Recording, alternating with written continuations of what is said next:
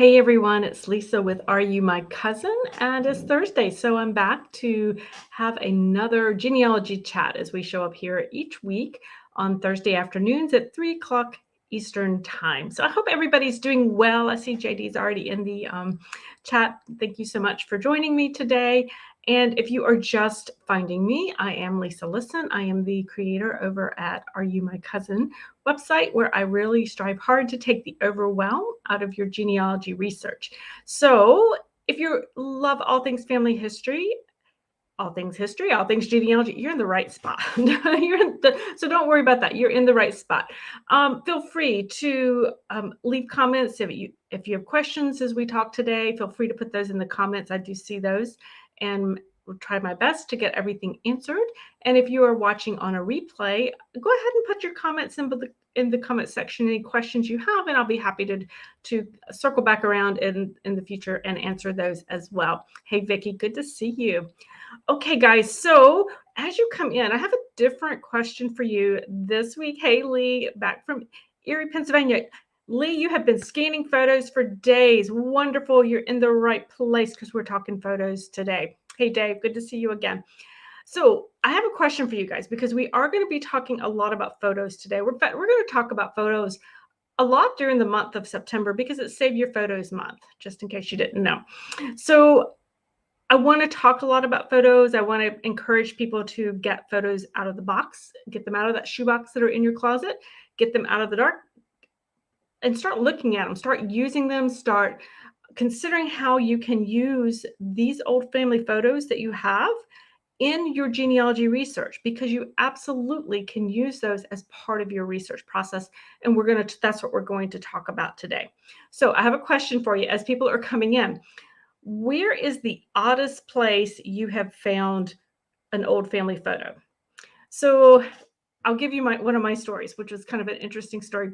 And I'm sorry, I wish I should have pulled the photo up and I didn't, but it's a photo of my grandfather holding my dad. And he was my dad would have just like a year old. So back, late 1930s, early 1940s time period. When we were cleaning out my grandmother's home, when she was moving out of her home into an assisted living, we were tasked with cleaning up the home. Now, as you can imagine, I took all the photographs pretty much. I was like, anybody had photo, they just gave it to me. I said, I'll sort them later, but I'll take them. So then we got a ton of stuff done, but we had this one area of the house we still had to tackle, but we weren't really quite sure. And that was the attic. And this is a walk-up attic. So it's a one-level home with, the hidden staircase or the pull-down staircase attic. So we pulled it down. Actually, it had been duct tape shut. So we pulled the duct tape off, we pulled the stairs down, and we go up. It was kind of like Indiana Jones, not going into, those caves. We really weren't sure what we were going to find. So we get up there and we find old wrapping paper and bows, things literally that would disintegrate at our touch. They'd been up there. This was Eastern North Carolina, hot summers, hot, humid summers, etc. So then we found the photo. So it was actually a framed photograph of my grandfather and my dad as a little boy. It was touched up and colorized, and it looked like it was other than just needing to be cleaned up, in perfect condition. So while everything else was pretty much destroyed in that attic, this photograph survived. I honestly, to this day, we have no idea how it survived in that attic. But nobody even knew it existed. My dad didn't even know about it. So here we are. We have this, it was such an exciting time. We were all thrilled to have it. And so that's where we found that particular photograph, and just very fortunate that it ended up in good shape. I've also had photographs that literally showed up in pieces. So like a cabinet card photograph that showed up in pieces in my mailbox one day, sent from a cousin who said, we're just cleaning out. We know that you're interested in these things. We don't really want to keep it. Obviously, we don't want to throw it away, and it's broken. But here you go. So my dad, through the magic of Photoshop, put the thing back together, and it's a wonderful photograph from the 1890s. So it was a thrill. It was really exciting to have that. But yeah, just literally pieces of it showed up in my mailbox. Hey, Catherine. Hey, Tammy. Hey, Rosemary. So Catherine said it took her 20 years to find how to contact a related family you knew existed, and turned out they had the family photos from your family didn't. Oh my gosh, you got them restored for them and for you. That is a fabulous story, and that's a really good way and a good reminder, Catherine, for us as researchers, that to remember that just because our side of the family may not have had photos, that photos went down other sides of the family, and collateral researchers might have those as well. So that's a really cool thing. Oh, Teresa, I'm glad you enjoyed that. I'm glad you enjoyed this story. Thank you. Hey, Evan, what part of Eastern North Carolina? Oh, this was down in Duplin County. So down about 40, 50 miles north of Wilmington area. So definitely hot, humid today. And that photo actually is hanging on my wall in my dining room. Okay, Rosemary, it looks like you're having trouble. Are you having trouble accessing the thing? You may want to come out and come back in and see if that helps with that. Hey, Diane, good to see you. All right, yes, sometimes, guys, if you notice that you're having trouble, sometimes it's helpful to just log out or, go off of Facebook, go off of YouTube and come back, and that sometimes will help if you're having any tech issues there. Hey, oh, Diane loves everything with photos. I know, me too. I do too. So good to see everybody. Yay. Hey, Diane. Okay, so let's talk photographs, guys. It is Save Your Photos Month, and we definitely want to make sure that we are taking good care of our photographs. But beyond just finding a photograph to take to see what our ancestor physically looked like, I want to make sure that you as researchers are using those as records, because as you would a record and evaluating them for genealogy clues. I know initially I was really more interested in being able to put a name to a face. And I think that is the first step, is really, that's what we want to do, is put that name to that face. But then I started noticing that I was able to get photo groupings, even though I didn't necessarily have all the identifications based on facial characteristics, facial shape. There were just these similarities. I worked with the photographs enough that I could start to recognize family groupings. I should say family lines. I might not always get the right, mother, father type thing, but I could say, okay, yes, I really believe strongly this photograph, this person is part of the Elliott family because of the facial shape, and it matches the other known Elliots, et cetera, et cetera. So that was kind of what I would try to do with the photographs. But there's a lot more that we can understand when we're looking at the photographs beyond just getting what they looked like. So we can start to understand and start to get clues to genealogy records, or clues to who they are and what was going on. So one of the things that I absolutely love about some of the photographs are those, what I call mistaken photographs. So they're those ones that we get in the box that somebody sent to us. Maybe we took them years ago, and they're slightly out of focus sometimes. They're kind of, here's a Southern term, cattywampus. In other words, they're kind of like turned different. And, they're not, the composition of the photograph is not well planned out. They're just basically snapshots, casual snapshots, candid snapshots.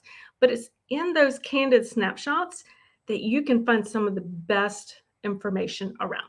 So I'm gonna leave you on that cliffhanger because I see a lot of chat going on. So let me check the chat. I'm flying solo today, so let me check that, and then we'll pop back in and I'll continue with that. So let's see. Catherine said those photographs she found after 20 years, the minister's son had them when the former son's family, whose houses burned down, didn't. Exactly. So if the houses burned down, they lost things in a fire, check with those collateral family lines, definitely. Dave said he found a photo of his grandmother taken in the early 1920s in a box of mostly photos. It was in a sack of letters that the grandfather had written while they were dating. Dave, that just so reminds me, that's perfect. Yes, I actually inherited a lot of letters from my great-grandmother.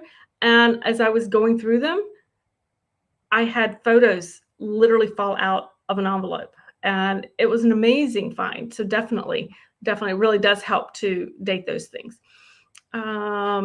Hey, Kathy, you said your dad found 3 big boxes of photos that he's sending to you. Oh my gosh, I think I might be jealous. Oh no, one box got wet from being in your brother's basement many years ago. Is there a good way to restore those? You know what, Kathy, I just want to make a note of that, and then I will, I'm going to ask my friend Melissa Barker. She is the She's an archivist. She is the archive lady. You might have heard of her. Let me ask her, because she would be the one who I'm sure would be able to give us the right answers, and I'm not sure I would be able to give it justice there. So, but there are some things that I think you can do with that. And Tammy says, what's the best way to stay organized on a budget? Working on military genealogy. Okay, so that's a great question. Then that is a very long answer, or can be a long answer into that, Tammy, but I'm going to make a note of that so that I can circle back around to that after we're done with photos today and help you and make a comment on that as well. You've inherited tons of genealogy and photos and boxes. Yes, definitely. Yes, I did too. So sounds like a good plan. Let's get back to those photos that we're talking about and how we can find clues, how we can actually kind of use them like a record that we would have. So some of my favorite ones are going to be, like I said, those kind of candid shots, the shots that aren't quite, honestly, they're probably things that were just kind of, people took them like, oh, why did I take that? Or that was a mistake, but never really got rid of them, kind of thing. But those will hold a lot of really good clues, because when you can clean them up, when you can put them through a photo editor, if you can, change some of the contrast on those, you might start to see some of the details in the background. You can see things like, are they in front of a house? Well, what does that house look like? Is it an identifiable house? Do you recognize the house? Does somebody in the family recognize that house? Does that put them in time and place? But maybe you don't know the exact location, but you're looking at that house and you realize that maybe that roof is in really bad shape. Maybe that house itself is in really bad shape, maybe indicating the family is not from a socioeconomic standpoint, isn't particularly well off and hasn't been able to really, take care of the home. Does the home have electricity? Do you see power lines running through it? With that, do you see windows? Is there glass in the windows? So those are some of the interesting things that I have found. Some of you have probably seen on my site, I have a photo taken at a family reunion in the mid 1940s probably. And there's a covered dish table. I've seen several of these. So I can see what foods were eaten, they were traditional Southern food for some reason, obviously. And so I could see what they were eating, what kinds of foods they were eating. I could see the people milling around. And this was some of the fun. I could see postures. Now, some of you guys probably know that or you may not know, I have a background in physical therapy. I used to work as a physical therapist. I don't anymore. But I'm very attuned into how people stand and postures. And so I can kind of get that. And so I made some ideas of looking at some of the individuals about, like, who was the woman in charge, who was the really kind of laid back, who were the laid back people, who were the kind of uptight, always moving around people. And it was really interesting because when I took those observations and presented them to my mom and talked to her about the photo, I was almost 100% in my understanding of what was going on in the photo, as well as some of the socioeconomic clues that I was picking up as well. I had missed a couple, but she was able to set me straight. But it was a really nice way to be able to understand a little bit more about the family, a little bit more about some of the personalities, to add some of that in there as well. So I thought it's a lot of fun to be able to do that and be able to kind of assess, get a little bit deeper in there, get a little bit into that whole social history.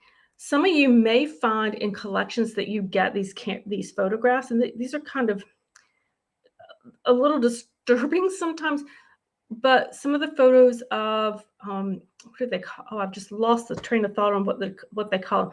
But there are the photos when they would take them, like when they were at the grave site and before, when they would lay the person out. What is that? All right, I'll think of the name in a minute when I'm not thinking on it. And so those are kind of disturbing when you see people laid out in death, some of the death photos that are out there. But this was a very common practice. I actually thought my ancestors were kind of strange until I started studying up on it. And these were actually, this was actually a tradition. And this was not out of the ordinary to see that. So sometimes you'll pick up family clues around, like who else is in the pictures, who's at the wake, who's at the funeral, those types of things, or other places you'll be able to find some of the extra clues among those as well. So just something to kind of think those are a little different to look at, definitely. Let's check the chat real quick. Vicky said her mother left when she was a young girl and took all the photo books with her. Oh no. But thanks to Facebook, you've been able to reconnect with your family, and your uncle is sending you a picture of your grandparents. Oh, wow, that is so wonderful. And that you were able to recognize them even though you hadn't seen them for years. So that's wonderful, wonderful. That's an excellent way using social media to connect with family members, to be able to share photos. What a wonderful thing, and that you were able to have happen there. Diane said, what's the best way to ask cousins for if they have family photos? Call, email, you've asked before, to no avail. Oh, okay. So Diane, this is a great question. And I've actually been pretty fortunate with this myself. So one of the best ways, I've done this a couple ways, depending on how close they are. If it's close cousins, I just pick up the phone, obviously. For those that are a little more distant, maybe it's cousins I've never even met before. I might know of them because I've done the family history, or, my aunt might say, oh, you need to talk to so-and-so. So if you have family that can kind of act as that go-between, so maybe it's your aunt's second cousin or something like that, if she's around and can help you, make the phone call or take you on a visit, that is one way. And that is one way that I have gotten photos. But I started much, fairly young. And so as I asked, I was able to get older family members to take me and to make that bridge. Now, I absolutely have reached out to folks who I didn't know, who didn't know me. And so what I would do is, if I had I tried really hard to get a physical mailing address. So I would send just a note, a card, kind of introducing myself. And, dear so-and-so, I would introduce who I was, that I was working on the family history, that I was the great-granddaughter of Winnie Carr, or whatever relationship that they could make that connection, that I would really look forward to talking with them about the family history. I was looking for photographs of old family members, and I would be calling them within the week. And so I would send that off. And then a week later, I would call and say, introduce myself, and we would start to talk. I can tell you, every time I did that, I would get this best response. They would say, I have been waiting for your call. And sometimes they had photos and sometimes they didn't. I always got stories, but that was a way to kind of open the door. I didn't do an immediate ask. Sometimes if they're really hesitant, I don't always do that immediate ask right away, because I try to give them something. I usually try to share a bit about the family history. If I have photographs that they might be interested in, I'm like, would you like a copy of this one? So trying to kind of, make it a relationship a bit, a kind of a give and take will also help, Diane. So I would try that. I have also emailed and had pretty good luck with that. And then the other thing I've done is reached out to and say, genealogy societies who are in the areas. I either joined the society if there's one, or maybe I'll say, just to let members know, I, have a lot of roots in the area, and I have a lot of photographs, and I'm also looking for other photographs, I'd be happy to share. So just trying to kind of keep it open and kind of straight open both ways is what I do. Wanda said she found in a suitcase. You found photos in a suitcase when you cleaned out your mom's home. I know, you just never quite know what you're going to find, right? Tammy says her mother has stage 4 cancer. I am so, so sorry. And she's giving me all these memories. And after 16 moves, confirmed and verified everything by own DNA. Due to COVID, I finally found tons of family because of COVID-19. Wow, that's an interesting thought. I hadn't thought about that so much with COVID. But, people have been home a lot more and doing a lot more genealogy. So that is definitely doing things as well. So when I get old photographs and I'm trying to evaluate them, whether I'm trying to identify them or whether I'm trying to use them in my research, I do a couple of things. I definitely use a photo editing software. You guys know I love VividPix. And I will edit them so that they're easier to see. I can change colors. I can change contrast. I can zoom in on things. And that's a really important feature to be able to. Sometimes if you're looking for maybe evaluating a piece of jewelry, maybe you notice a brooch that a lady is wearing and that you're seeing that maybe in a couple pictures. I'm going to zoom in on that and try to see if it's the same one and to see if I can connect the two photos that way. Can be another clue to what's going on. It's also a great way to blow up things in the background, to maybe see details in a house, details on the property that they're at, whatever's happening there as well. And just while I'm thinking about it, I'm going to pop the link into the comments. If last week we did a webinar on using VividPix and how to use VividPix to evaluate photographs and documents. And so I know some of you were looking for the replay on that. I sent an email out with that this week, but here is a link to the replay. You can find that over on the website for the replay. You can watch that and play along the game, because the game is free, but you can win prizes too, potentially. So that's there as well. So I definitely use VividPix to clean things up. I do it to enlarge things, to read things a little bit better, that type of thing. One of the things, just to back up, when you're looking for photographs, and I've found this to be very helpful, when you visit a family member and you are looking at, they're sharing their photographs, in all likelihood, they're probably not going to want to give you the actual photograph. So if it is not digitized, if it's not something they've sent you, if you're there kind of at the home, kind of going through photo albums, I actually like to use an app called Photomine, Photomyne. Here, I'll put the link in there for you. And I like to use that because it is a scanning app. I can label, and one of the things I love about it is I can actually label, I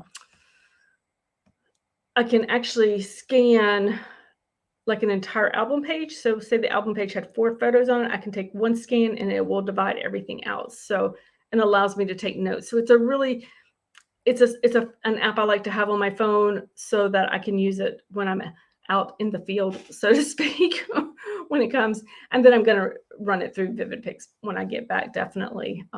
There's some other really cool tools out there that you can use. Ponga is another tool that you can use. I can put that on there too.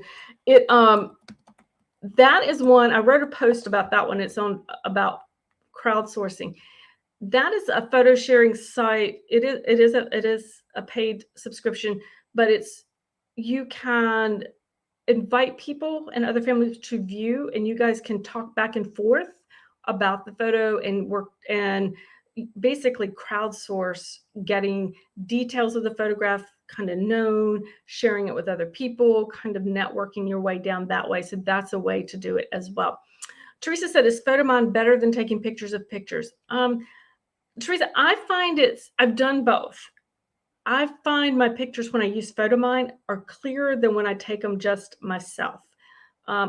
Additionally, because Photomine, once I scan, I can take notes right there within the app.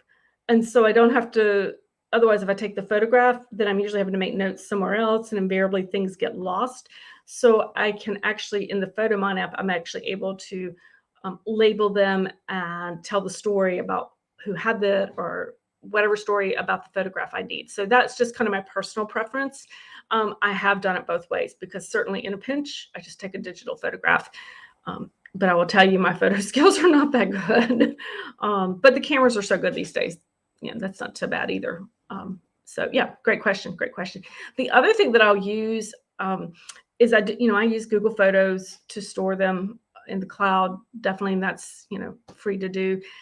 I also use Canva, and they have a free version and a paid version. But you can if you've never used Canva, it's basically a place where you can go create graphics. So like all the graphics you see on my website, I created in Canva. But you can create things like cards and like Christmas cards and things like that over there as well.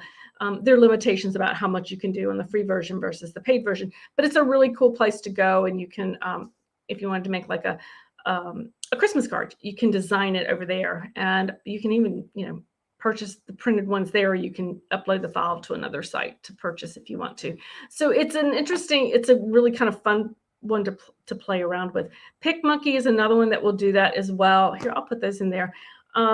I haven't used, I used Picmonkey years ago. I have not used them in a while, but they are still quite popular with many people. And so they're still a great site to use. I just haven't, it's not one I've used that much recently. I typically use Canva for everything, whether it's on the website or whether I'm creating handouts or, cards or things like that. So those are the kinds of things I use, the type of apps that I use when I'm working with photos.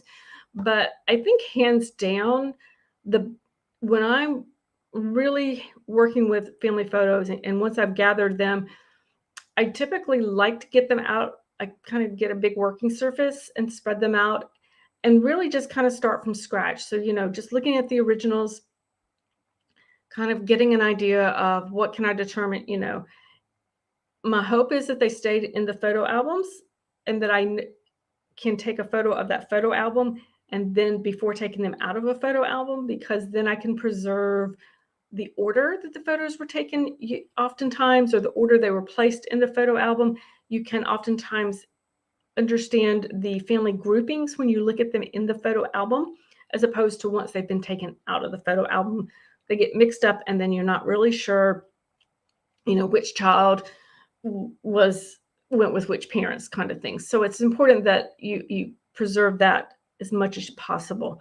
So I'll do that. I make sure I get everything scanned. So the album scan and then the individuals can be scanned. And obviously I'm still in the process of scanning my photos because I have so many. And then I, continue to run them through any kind of photo scanning app or photo editing app. Some people use Photoshop, which works really well too. It's just a little bit bigger of a program than what I need. And since I don't have much experience with it, I choose not to use that one.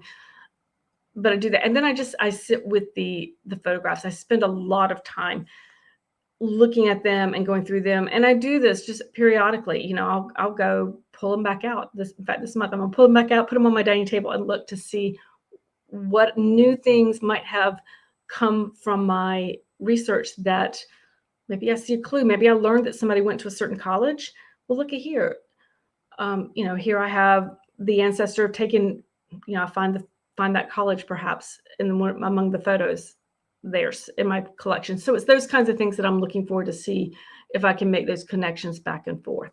So so that's kind of where I had for you today. Any other questions that you have when it comes to photos? You guys have some great questions. I'm just running back through to make sure I haven't missed any questions you guys asked about. So we were talking the water damage one. I'm going to get a better answer. I'm going to get a good answer from my friend Melissa, so we can address that a little more from an expert, because I am not an expert in that with that. But I know that there's a lot that's out there for that kind of thing, particularly lately, with all the hurricanes that have gone through, unfortunately. I know people have had some water damage to photographs and things like that, and they want to be able to dry those out and preserve them as well. So, all right, guys, if you just to kind of wrap up, if you have still interested in looking at the Vivid Pics webinar we did last week, it is over on the website. If you just go to lisalisten.com, you'll see it right there on the first page. It's there. Watch your emails. I've got a masterclass coming up toward the end of the month on September 28th on photographs. We'll be talking about photographs and identifying photographs. So that's coming up toward the end of the month. And so that I should have registration for that opening up probably next week sometime, but just watch your emails because it'll all be there for you. And if you have questions, think of them afterwards, feel free to pop them in the comment section. I do get notified of those later on down the road too. So anyway, I hope you guys have a good rest of the day and enjoy spending time with your photos and getting them scanned and just sitting with them a while and seeing what you can find in them. Vicky said her sister-in-law had a ton of pictures in their fireplace and took them to a museum. Your sister-in-law found a ton of pictures in their fireplace and took them to the museum. Would they try and locate the family? Wow. Who stores photographs in a fireplace? That's an interesting thought. I'm so glad that they weren't destroyed. So it's took them to the museum. Yeah, they may try and locate them, or if you know, a house history or a house knowing who was in the house previously would perhaps be able to identify people or perhaps find the owners for those photographs. That's really interesting. Lee said, do I scan in TIFF? To be honest, I typically scan in a JPEG. Now, because here's why. When I scan, it's a smaller file, but when I scan and upload to VividPix, once I make my edits, VividPix actually downloads 2 copies. They do a TIFF copy because it is a high resolution and we won't be losing, I don't know if resolution is the right word, but we won't be losing data off of it when we open it. And then they also have what they call a share file, and that is a JPEG file because JPEG files tend to lose a little bit each time they're opened and shared. So I do it just as a JPEG, but then once I've edited them and stuff, I do have a copy of them in TIFF. So that might be a little overkill for what I do, but it seems to work so far for me. All right, guys, I will see you next week, and we'll talk probably more photos too. Actually, no, next week is, I can't remember what topic of next week is, but don't worry, it'll be fun. I'll talk to you next week, guys. Bye.